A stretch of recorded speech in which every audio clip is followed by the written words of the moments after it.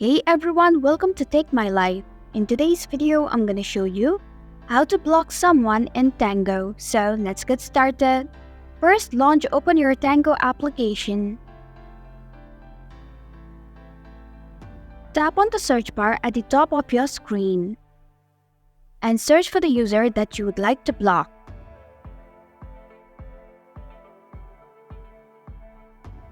Tap on the user's username to open their profile page. Tap on the three vertical dots at the top right corner of the user's profile page.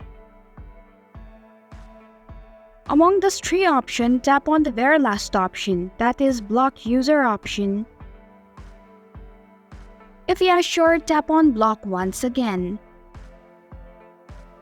And this is how you can block someone in Tango. Thanks for watching Tech My Life. If you like this video, hit the like button and drop a comment with any questions or feedback. If you are new, subscribe and click the bell icon to stay updated on the future videos.